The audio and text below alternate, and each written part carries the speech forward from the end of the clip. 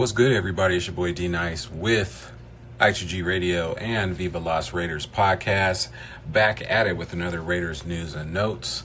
Today we are going to be talking about the final injury report for tomorrow's game between the Las Vegas Raiders and the Washington Commanders in Maryland tomorrow in DC. And wanted to talk a little bit about some comments Ryan Clark made about Ashton Jeanty, and a little comparison with Ashton Jeanty this year with a certain possibly future Hall of Famer that used to play for the Raiders, same position at running back, Josh Jacobs. Urge everyone to like, comment, and subscribe to I2G Radio. That's the letter I, the number 2, the letter G Radio. We are on Spotify and Apple Podcasts.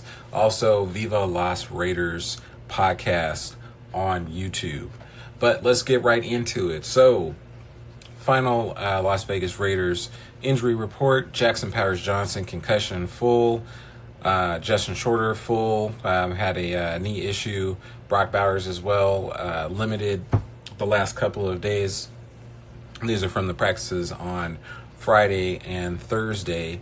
Jeremy Chin was limited, I think he has an oblique, and Cameron Richardson with hamstring is limited. So, as everyone knows, for the Commanders, Jaden Daniels has been ruled out with a knee sprain. They will be starting Marcus Mariota on Sunday. Tight end John Bates is out, said Jaden Daniels, and wide receiver Noah Brown is out. Laremy Tunsil and Trey Amos looks like they're a go, as well as Deebo Samuel, Colston Yankoff, Jeremy McNichols, and Brandon Coleman. So, Mariota can do a lot of the same things as Jaden Daniels. It may not be as dynamic. So I think the Commanders shouldn't have too many offensive restrictions in this game. And Pete Carroll talked about it at his presser, that he was looking at they were practicing as if to get ready for either Jaden Daniels or Marcus Mariota, and how similar their skill set is. Great news to have Jackson Powers-Johnson back. I'm not sure if he's going to be at center or at guard, but this Raiders offensive line needs some added injection of that kind of that Raider toughness and grit. Got pushed around quite a bit in that game against the Los Angeles Chargers on Monday Night Football. They've got to get some more physicality out there. This is not be different if you've got 3 or 4 Pro Bowlers and you can be a finesse offensive line, but even those still can get nasty when they need to be, as far as in those trenches.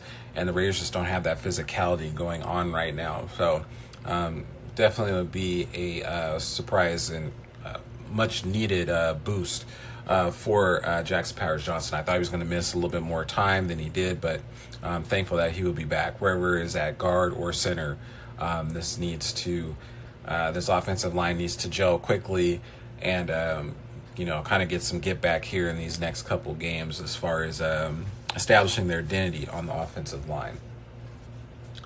Before I forget, I need my buddy Antonio here to bring everybody in. Give me 1 second.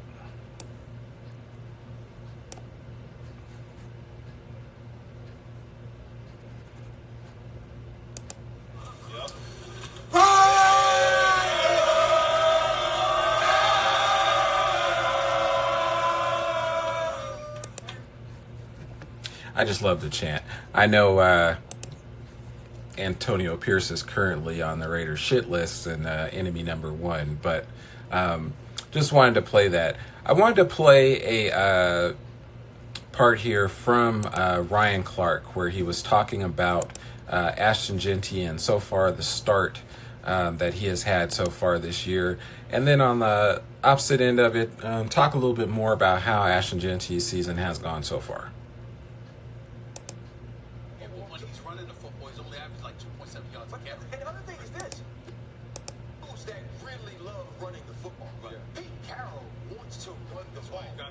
Chip Kelly wants to run the football. They don't want to go into a game where Chip Kelly said after the game, Gino's putting those balls up down the field. We have some opportunities short. We don't want to be doing that. We got to go look at that. This is an Ashton Jeanty thing. And to be fair, he was getting contacted early against the New England Patriots. There wasn't a lot of space, right?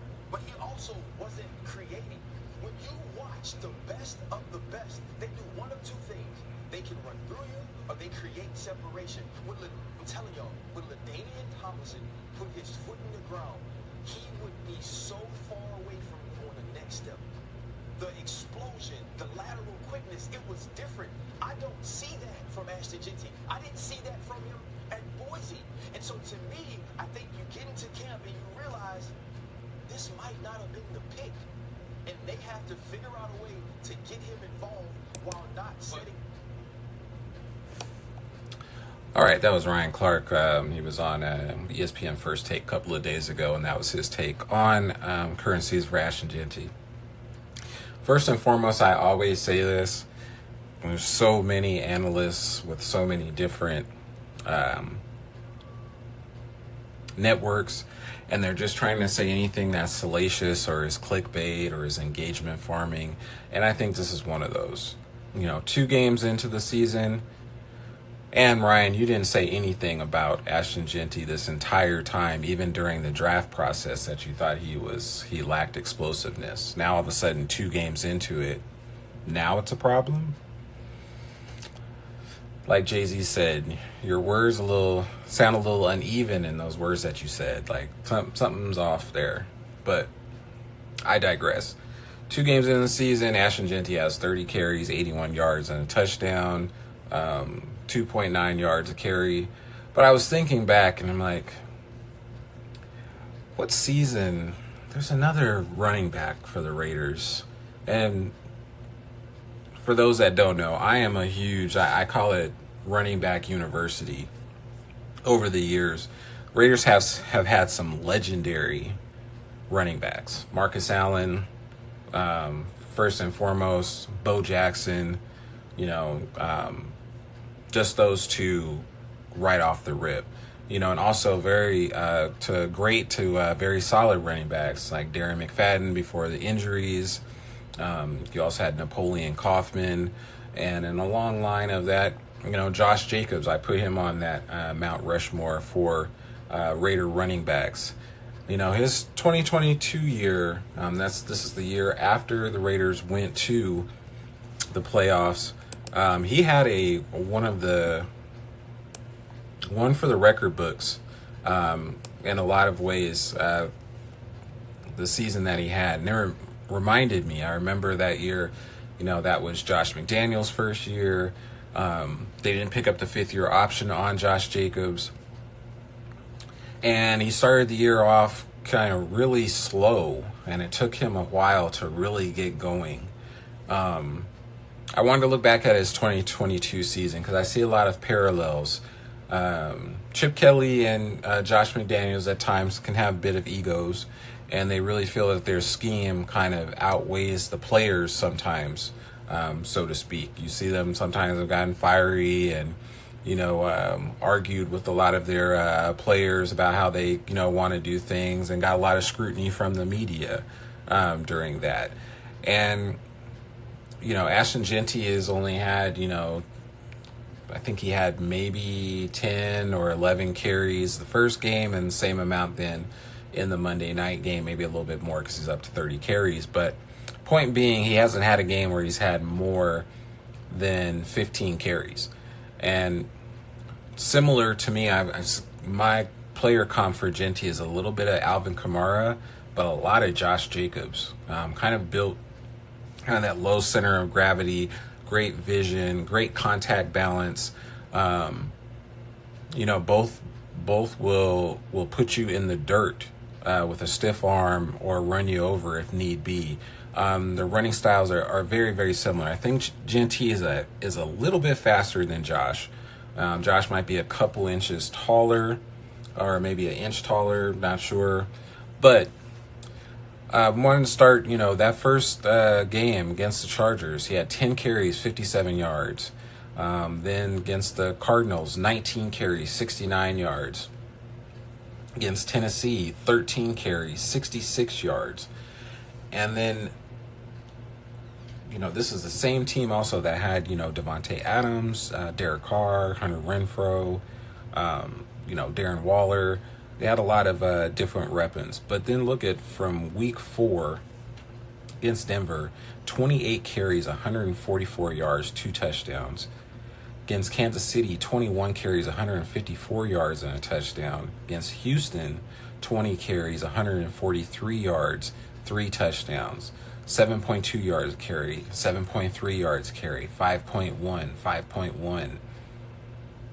And then kind of had a rough stretch there. 10 carries, 43 yards against the Saints. The Jaguars, 67 yards, 17 carries, 21 carries, 78 yards, and a touchdown. In a loss. And then he caught fire again. 24 carries, 109 yards, 33 carries, that career 229 yards and 2 touchdown game, including the 86-yarder to ice it in overtime against the Seattle Seahawks. 26 carries, 144 yards and a touchdown.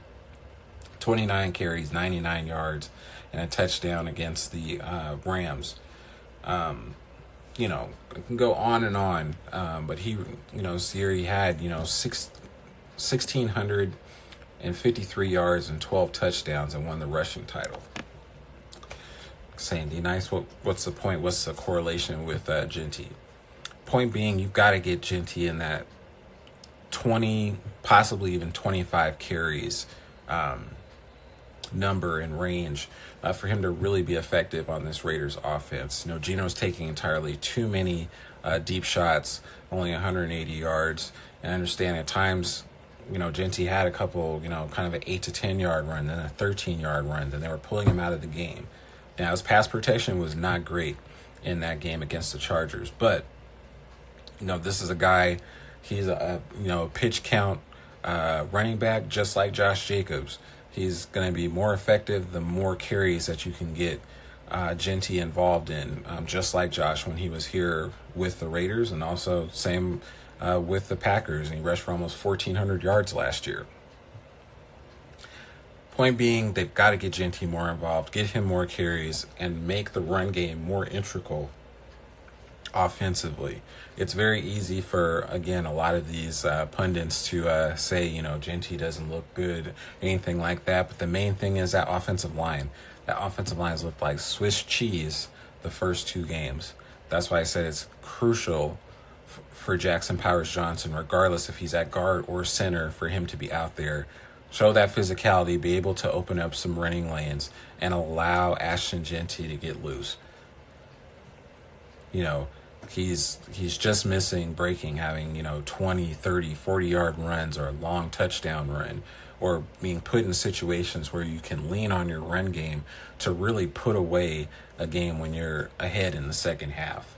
I think it's just a matter of time. People got to pump the brakes and relax. I understand he's number 6.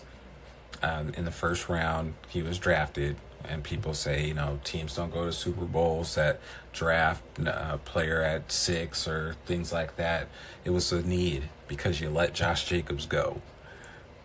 I'm not going to get into that. Josh is one of my favorite Raiders of all time, and I was sad to see him go. But, the show must go on, and I really feel, Ashton Jeanty, I don't want to see him in a similar situation to how he was, the Raiders treated Josh Jacobs on his way out, but especially offensively by not using him. You've got to be able to get him out there, get him in space, get him involved in the passing game as well. If you've got to add, and play a little bit more 12, 13 personnel or 2 or 3 tight ends, allow your tight ends, got Brock Bowers out there, add Ian Thomas if he needs to be an additional blocker to get that run game going. Add Michael Mayer as well. Line them up, 2 tight ends in the backfield along with Jeanty, or, kind of a wing T set or different things of that nature. Be creative. And I know Chip Kelly can do it because I've seen him do it. But they've got to get Ashton Jeanty more involved in the game. But, like I said, it really, Jacobs through 3 games had that year had a few more carries and a few more yards, only maybe 20 or 30 yards more. But point being, it took him a couple of games, even due to the offensive scheme, very similar to how Chip Kelly is, getting away from the run game. I think if they get back in this run game, especially against Washington, even going into next week against Chicago Bears, the Raiders' odds of winning definitely increase. But again, the site, www.illuminati2g.com, for all of your hip-hop and Raiders news and needs. Also, I2G Radio at Spotify and Apple Podcasts, letter I, number 2, letter G, radio. And we're also on the Viva Las Raiders podcast on YouTube. But again, I have it 21-17 tomorrow. Raiders, we'll see what happens and see if they can leave Washington, D.C. 2-1 on the season. D-Nice I2G Radio signing off. Peace.